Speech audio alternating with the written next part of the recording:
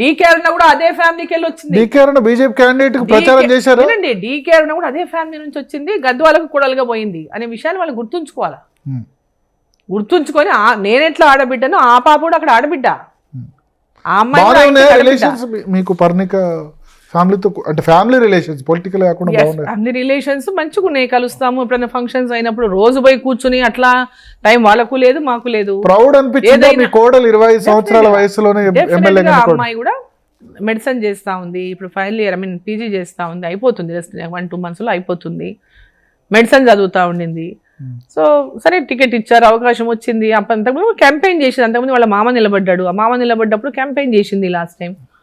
So గట్టిగా అంటే background అంతా కూడా పొలిటికల్ బ్యాక్గ్రౌండే కాబట్టి ఆ ధైర్యము అవన్నీ కూడా ఉన్నాయి, న్యాచురల్గా ఉన్నాయి దాంట్లో.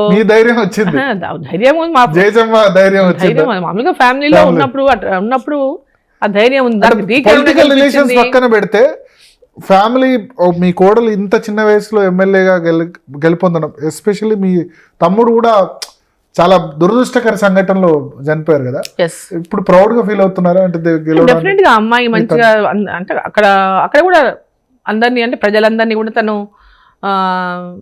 అంటే తన వైపు టర్న్ చేసుకోగలిగింది. ప్రజలందరిలో కూడా ఆ ఎమోషన్ క్రియేట్ చేయగలిగింది. ప్రజలందరిలో కూడా మా ఫాదర్ది మా బ్రదర్ యొక్క ఇది చెప్పగలిగింది, చెప్పి మంచిగా ఎమోషన్ తీసుకొచ్చింది, ప్రజల లోపల జ్ఞాపకాలని తీసుకొచ్చింది తిరిగి. సో షీ రియల్లీ ఆ విధంగా చేయగలిగింది అంటే కెపాసిటీ ఉన్నట్టే కదా. గెలిచిన తర్వాత ఆశీర్వాదం తీసుకుందాం.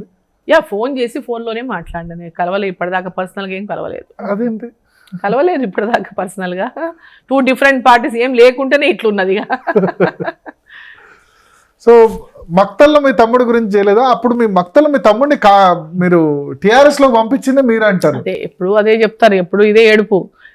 మా కుటుంబం చూస్తేనే అందరికి ఏడుపు, ఈర్ష్యలు, ఓర్వలేనితనాలు, ఎందుకో కూడా చాలా బాధ అవుతుంది. ఇంకోటి కూడా ఉంది, మీ తమ్ముడితో బాగానే ఉంది కానీ మీ మరదలతో మీకు పడదు. మా తమ్ముడితో కూడా నేను బాగలేను. ఎప్పుడైతే టీఆర్ఎస్ పార్టీకి వెళ్ళినాడో ఆ రోజు నుంచి ఇప్పటిదాకా వాడితో నేను మాట్లాడలేదు. మా తమ్ముడితో వాడితో ఇప్పటిదాకా నేను మాట్లాడలేదు. వాళ్ళ ఇంట్లో పెళ్లికి అయితే కూడా నేను పెళ్లికి వెళ్ళలేదు, వాళ్ళ ఇంట్లో ఫంక్షన్లు అయితే కూడా ఫంక్షన్లకు వెళ్ళలేదు. వాళ్ళు ఎలాంటి ఫంక్షన్ వాళ్ళు పిలవరు, నేను వెళ్ళను, రెండు లేవు. పెళ్లికి పిలిచారు, అప్పుడు పెళ్లికి పిలిచారు, పెద్ద ఇష్యూ అయింది, నేను పోలేదు అంతే. ఇంకా అప్పటి నుంచి ఇప్పటిదాకా ఏ ఫంక్షన్లకు నేను పిలవలేదు, వాళ్ళు పిలవలేదు, మేము పోలేదు. తమ్ముడితో బాగానే ఉంది కానీ మరదలతోనే మరదలతో ఆమెతో మాకేం డిఫరెన్సెస్ ఏమున్నాయి? ఆమెతో నా ఇంట్లో ఉంటుందా, నేను ఆమె ఇంట్లో ఉంటానా, అవన్నీ ఏం లేదు. సో ఎవరి ఫ్యామిలీ వాళ్ళకి కదా, ఎవరి ఫ్యామిలీ వాళ్ళకు, వాళ్ళ ఫ్యామిలీ హస్బెండ్ అండ్ వైఫ్ ఒకరికొరు వాళ్ళు